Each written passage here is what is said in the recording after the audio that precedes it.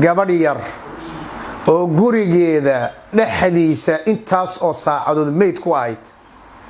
oo haddana digsigii cuntada iyo sabta lagu karin jiray intii lagu riday lagu daboolay waa dhowr geeri weeye waa dhowr xanuun weeye bismillaahi arrahmaani arrahiim alxamdulillaahi rabbil caalamiin وصلى الله وسلم وبارك على محمد وعلى آله وصحابته أجمعين إن لله وإنا إليه راجعون بعد آذيات أحن بضن وأن أبحيي نفيس عمر عبد الله يادلي كليب كامركي أن لقيستي وارباهنتنا أي سو قد بيسي لبضا إذا إن لود إلين إيقام إيمان الهردو وساك الصلاة الصبح مركان تكذي كذب سيدا لو ديلي قفك إنو دينتو وملك مود أوليهي ووحلة ودأوغيهي قبل ير وقوريجيدا نحديثة انتاس أو ساعدود ميت كوايت وهدنا الدكسي عنتظا إيا الزبطة لهو كرين جري انتي لغوري دي لغود دبولي ودور جيري وي ودور حنون وي waxaan doonayaa marka halka inaan baaq oga diro ummadda Soomaaliyeed waxaan leeyahay ma isweydiiseen colaadda joogtada ah ee aan dhamaanaynin ma isweydiiseen faqrigan iyo xoolo la'aantan joogtada ah meeshay ka timid ma isweydiiseen abaartan iyo roob la'aantan sanad walba laga calaacalayo ma isweydiiseen roob markuu yimaado wabiyadan soo burqanhaya ee dadka iyo guryaha baabi'inhaya ma isweydiiseen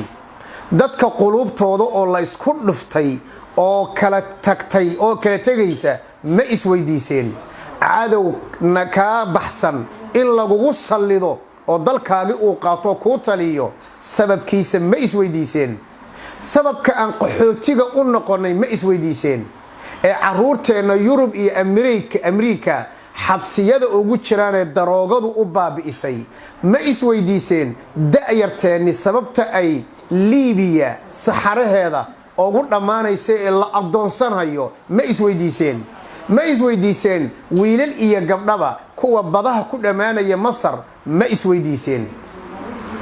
ma isweydiiseen gabdhihii yaryaraa ee aan maqlayna maalin walba waa la dafay waa la kufsaday waa la dilay waa dhulmiga waa xadgudubka waa gardarrada waxaan halkan baaq oga dirayaa cidda doonaysa maanta inay mas'uul ka noqoto Soomaaliya ee u tartamaya ee intaasoo lacaga bixinaya ittaqullah wa wallah idinka oo kafan qaba ayaa qabri iyo guri yar la idin gali doonaan wa wallah idinko qaaqaawan baad rabbi hor istaagi doontaan away bulshada ummadii indhaha u ahayd away haday culimo tahay haday ogaasyo iyo garaadyo iyo wabarro ay tahay boqorro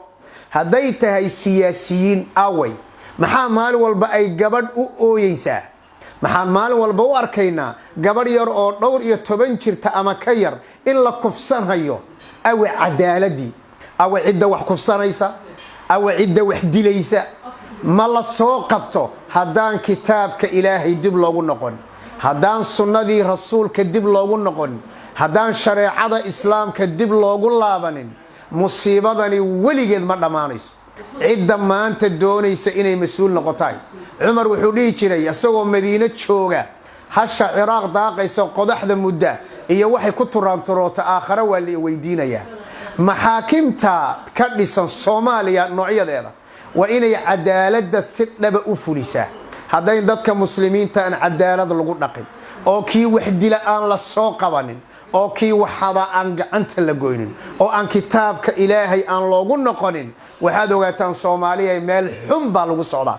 meel xun baan la tagi doonaa ha loo heeliyo gabadha yarta ah iyo gabdhaha la kufsanaya maalin walba war waa hooyooyinkiin oo waa eedooyinkiin oo waa habaryarihiin oo waa xaasaskiini ma jeclaan lahayd gabadhaada caaw insan loo galo ma jeclaan lahayd gabadhaada intii la kufsado in haddana la dilo horta ma jeclaan lahayd waxaadan jeclaateen inaad cid kale u ogolaato male saa daraaddeed waa in gacan adag lagu qabto dadka noocaasa oo aan loo naxariisanin oo tiirka la geeyo haddii ay caddaato ama reer hebel maya sidan baa xeer noo ahayd maya laaluush maya lacag bixi yowmu alqiyaama la iskugu imaan doonaa as'alu allah